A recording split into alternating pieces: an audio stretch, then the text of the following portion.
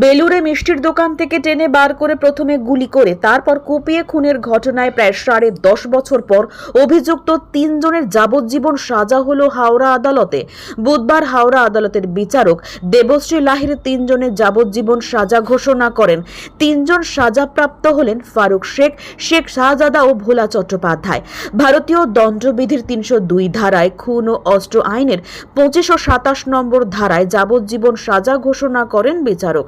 জানা গিয়েছে 2014 সালের 31শে ডিসেম্বর রাতে অজয় সাউ নামে এক ব্যক্তিকে বেলুড়ের গিরিশ ঘোষ রোডের একটি মিষ্টির দোকান থেকে বার করে প্রথমে গুলি করা হয়। তারপর মৃত্যু নিশ্চিত করতে ছুরি দিয়ে কুপিয়ে খুন করে ওই 3 জন। ঘটনাস্থলেই অজয় সাউয়ের মৃত্যু হয়। ঘটনার পরে বেলুড় থানায় অভিযোগ দায়ের হয়, অভিযুক্তরা গ্রেফতার হয়। হাওড়া আদালতে শুরু হয় মামলা। অবশেষে বুধবার সাজা শোনালো আদালত।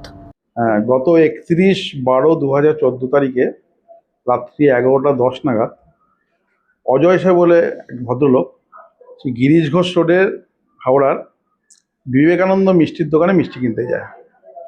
তখন 3 জন আসামি অস্ত্রশস্ত্র নিয়ে সেখানে আসে এবং প্রথমে অজয় সাহেবকে গুলি করে এবং একের পর এক ছুরির আঘাত করে তাকে হত্যা করে।